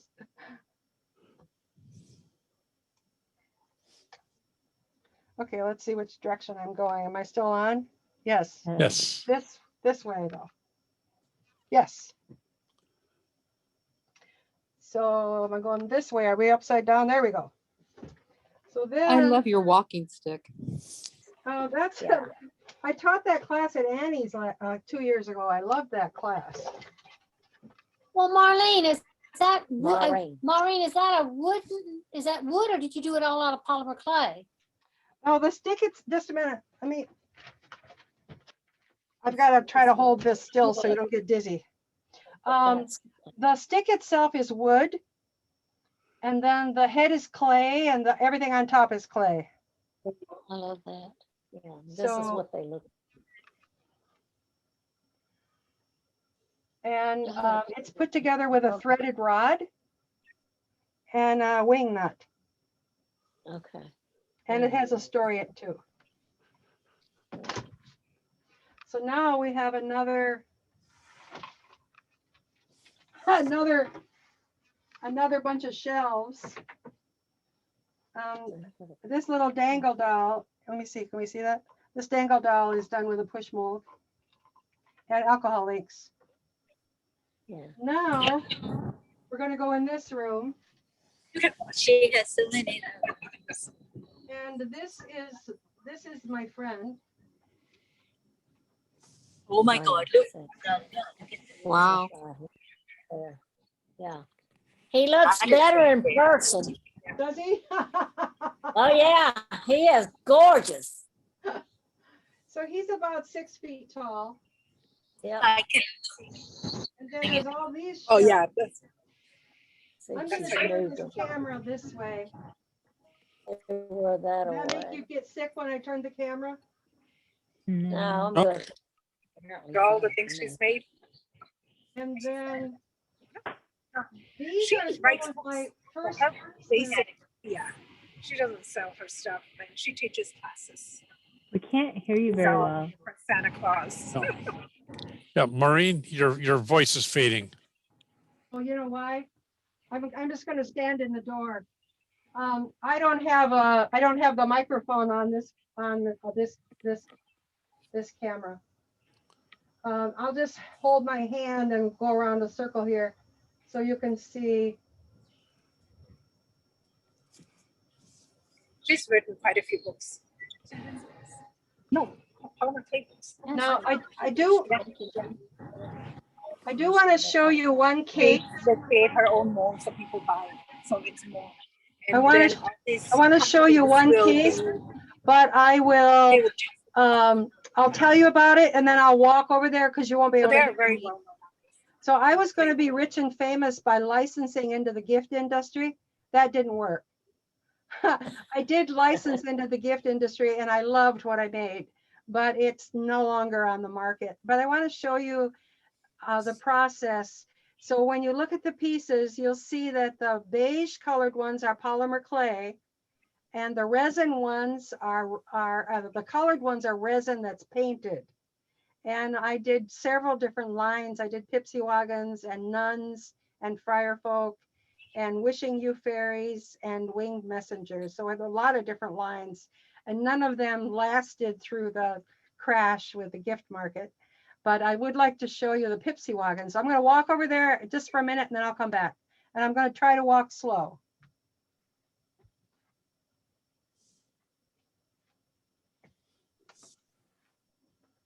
Oh, man, she made all these.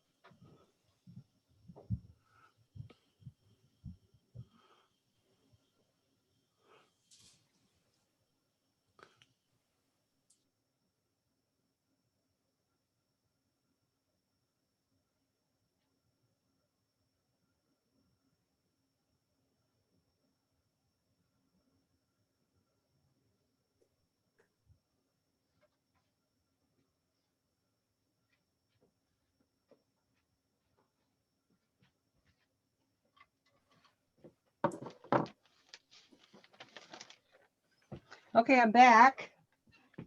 Anybody throw up?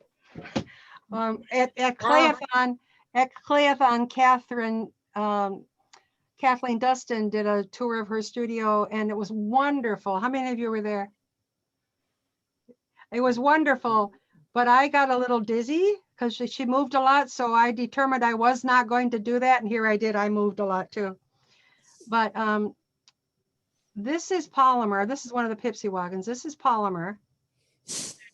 And what I learned by doing this is I learned about sculpting in solid clay rather than dressing them like what I've always done before is I make the clay like fabric, really thin like fabric, and then manipulate it. But you can't do that with mold work. It has to be solid. And so I really learned how to work with I did a combination of the fabric like clay and then filling it in and doing a lot of backfilling, and it was really, really fun, really fun. Frustrating, but fun. And then this is the painted version. Yeah, cute. And there are 30 some of those little characters. Okay. Well, that's what I have for you today. Questions, stories? I've got a question. And who is that? Myra. Myra, Whenever yes. you do your alcohol, when you do your alcohol inks on the faces, do you bake them first or do the alcohol ink before you bake them? I always bake them first because if I make a mistake, I can sometimes rescue it. If it's unbaked, then if I make a mistake and I really hate it, I pretty much wreck it. So I prefer to do it on baked clay. And I have a sheet on alcohol inks that I was going to send to Bob.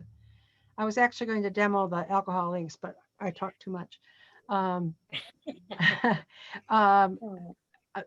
key on the alcohol inks, I think, on characters is to get the baked clay wet with the alcohol, with 91% alcohol, get it wet, then put the ink on so it doesn't absorb right into the clay so fast.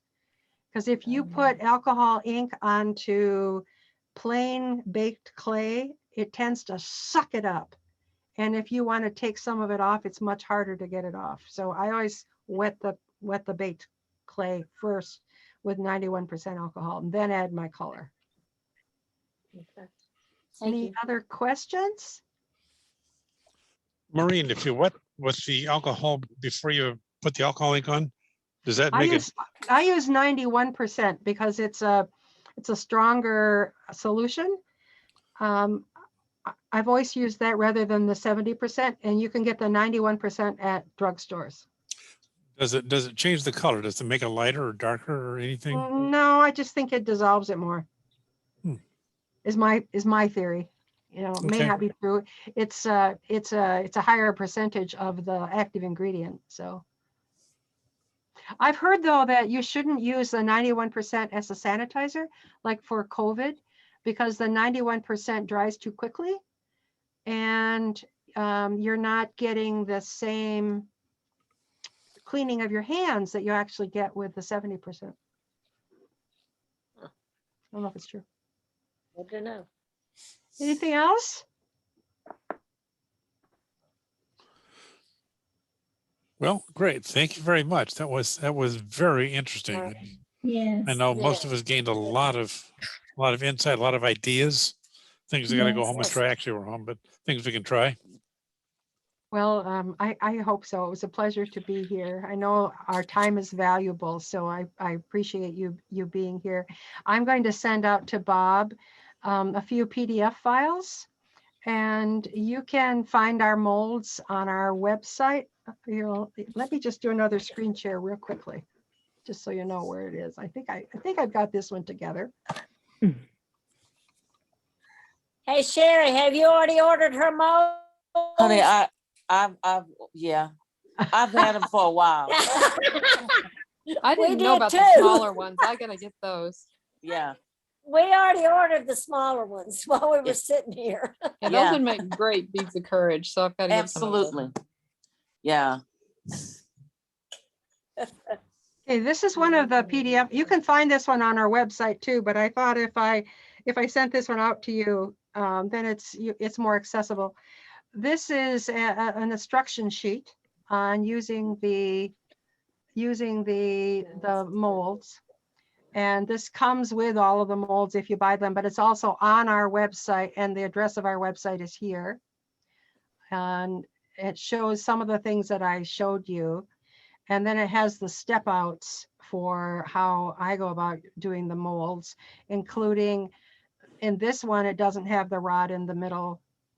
It's basically the things that I showed you, but it's a reminder. So the person that took all the notes, you've got some of the notes right here. I should have showed you this first. And here it shows that rod in the middle. Mm-hmm. Okay. So I wanted to show you that. I'll send that out to Bob. Okay. All right. Great. Thank you very much. Thank you. And thank Thank you for you. thank you Thank you, for Maureen. making me get my studio cleaned up a little bit. Bob. Believe it or not, this is cleaned up a little bit. I think we all understand. Yeah. Yeah. Thank you. Great seeing Very you, welcome. Maureen. Thanks, Maureen. It's lovely Thanks, Bob. seeing you and hearing you people. Thank you. Thanks, Bob. That too, Thanks, Sherry. Thanks. Yeah, And, thank you. Thank y'all. Folks, Bye-bye. I'm Bye, all. trying to do a demo every month. So if you've got anyone you want to hear, anything you want to see, let me know and I'll see if I can put it together. Thank you. All right. Okay, I Thank really you. appreciate you doing Bye-bye. that, Bob. glad to. Yes. Bye-bye. Bye. Bye. Bye. Bye. Leave the meeting.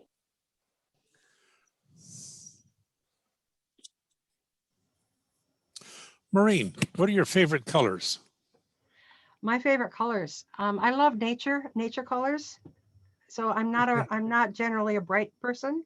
I'm more of a muted, like I'm not the flower garden bright annual colors. I like leaf greens and rusts and a Okay. little bit muddy. Everything with a little bit of mud in it.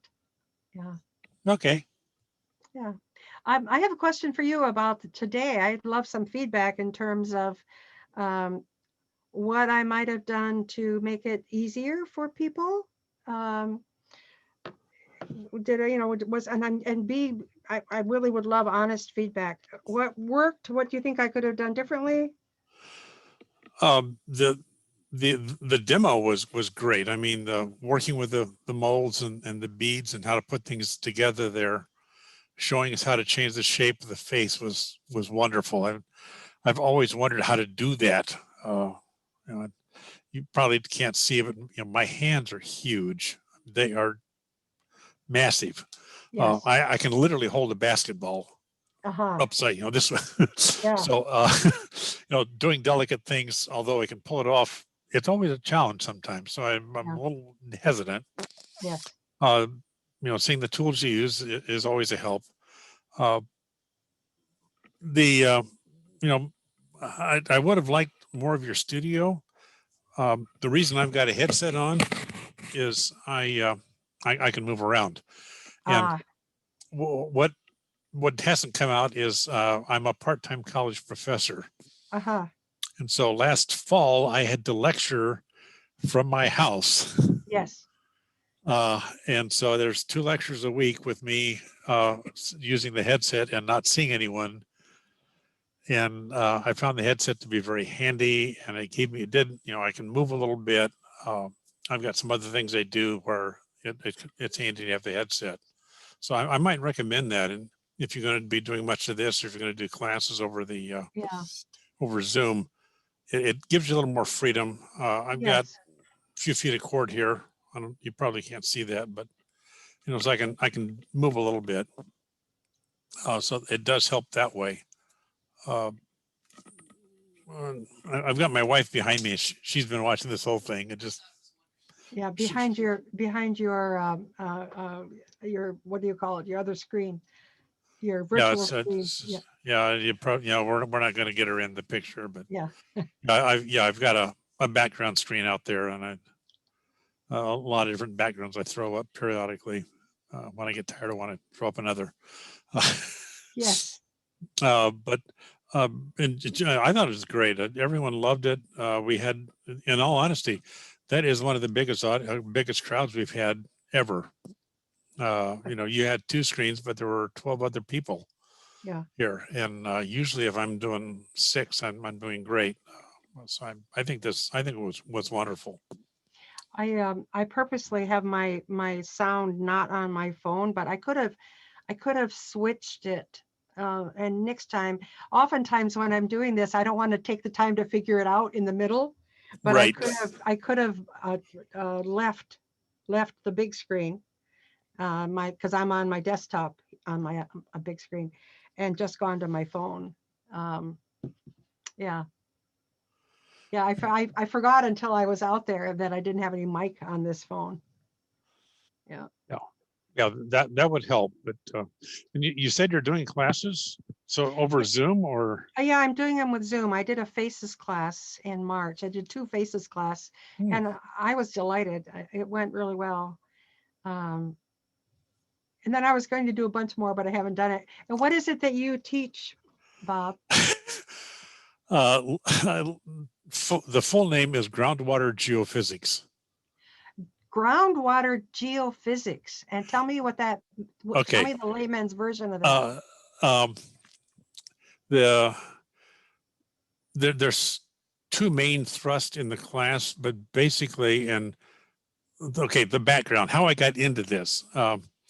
Years ago, a member of our church asked me what I did, and I told him that my job is to solve problems my company has when they're looking for oil and gas. And he looked at me kind of funny and said, "That thing you do for oil and gas, can you use it to find water?" And I said, "Gee, I don't know, I never tried." And he explained that he and some other guys have been to Kenya and drilled 10 wells, and all of them were dry, and asked if I could help. And I just said, "I don't know, I haven't, I can't do any worse." And through a very long story, it became obvious that God wanted me to go. So I told him he had to tell my wife, and fortunately he had already told my wife that I had to go.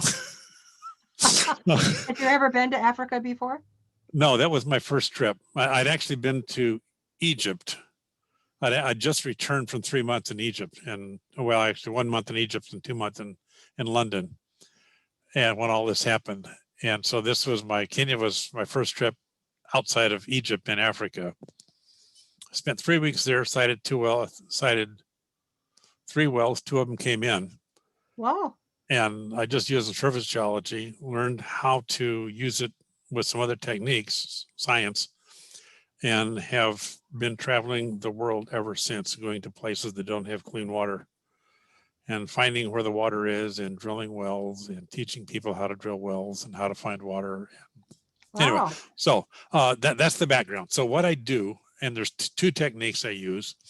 One is I'll stick 2 steel rods into the ground, some distance apart, connect them to, we'll call it a car battery, put 2 more rods in the steel ground, some other location, and measure the voltage. And then by changing the position of all the rods, I can get readings that tell me how deep things are. And from that, I can tell whether or not the current's flowing and how well it's flowing. And so you can figure out where the water is. Wow. The other one is to put some little, let me call them microphones, on the ground and hit it with either a heavy hammer, drop 40 pounds of weight, set off a little dynamite, something of that nature, to send sound waves into the earth. And every time I hit something different, I get an echo back, which is picked up by the microphones. And so from that, I can figure out how deep things are. And with electricity, I figure out whether or not there's water down there and what it's going to take to get to it. Well, so what is your theory on the water crises in 50 years from now? We are using, we're using water, but not wisely. Let me put it that way. If we're a little better about how we use it, would be better off, but we're, in all honesty, we are polluting a lot of our streams and rivers. And I've seen some horrible pollution out there in places. There's a few people that have been doing some work on something called the living machine, they refer to it as, where they've got a series of vats they run water through with different flora and fauna in each one, and they remove a lot of the pollutants. So after 4 or 5 vats, you've cleaned the water up. What happens to the fauna? They grow. They like it. They like it. You need to look at what's going on in the area and what fauna is native to there and what it likes, and you can pretty much come up with a combination that'll clean up a lot of the water. Wow. We've developed some things called biosand filters, where you literally take a big pile of sand and some other material and put polluted water in it, and by the time it percolates through everything and a lot of forces and a whole lot of stuff that you don't want to get into, comes out with clean drinking water out the other end. So it sounds very rewarding. It is. Wow. I mean, I cannot tell you the number of times I've had somebody. Well, one of my first experiences, I had a chief turn to me and say, "Thank you for bringing us water. If you had not brought us water, in 2 weeks the cattle would have started dying, and the people would have started dying 3 weeks after that." And you know, if you get me going, I will give you stories like you wouldn't believe. I've been to 2 hospitals that did not have running water at the time I was there. They did shortly after I left. I've been to orphanages and schools and entire communities. And who funds all this? I volunteer with a group called Living Water International. Their webpage is water.cc. And I have been blessed, and so that many of my trips come out of my own pocket. Once in a while, sometimes somebody will pay for them. Other times I pay the airfare and they'll pick up the hotel, a lot of things like that. But just, whatever. Well, you are a storyteller. I have got. And tell me, when one's interests are so wide, why are you still interested in polymer clay? Tell me why polymer clay is important enough for your brain to still wrap your head around it.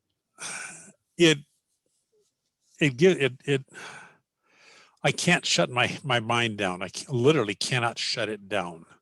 So I need to find a direction to focus it on. And so that's, Yeah, I'm talking with people in Nicaragua and Tanzania right now about issues they're having. I've got a guy in Rwanda that wants me to come back and to give more training. So I'm doing that in the background. I've got my day job as a research scientist. Um, but every once in a while, I just need something that I can look at that's lets me wind down. Yes, yes. I'm very interested in the value of art as a healing art, as helping us behold people, all of that. Yeah. Yeah. We just watched the movie Deepwater. Did you ever watch that? Deepwater Horizon, or No, it's no? called Dark Water. Dark Water. Dark Water. Oh, I have not watched it. I've heard of it. It's horrendous. It's about DuPont and Teflon. And I don't know how accurate, I never know how accurate movies are because they make a good story, but it's very interesting, and it's about the contamination of through manufacturers, about contamination, and about POAC, I think is what they call it. Yeah. Was very interesting. Yeah, and in that realm, there's a lot of things we didn't know 50, 80 years ago that we do now. Right. Back in the 1940s, 1950s, we had no idea of the effects of radiation. Yes. And we've learned a lot of that since. Yes. Yes.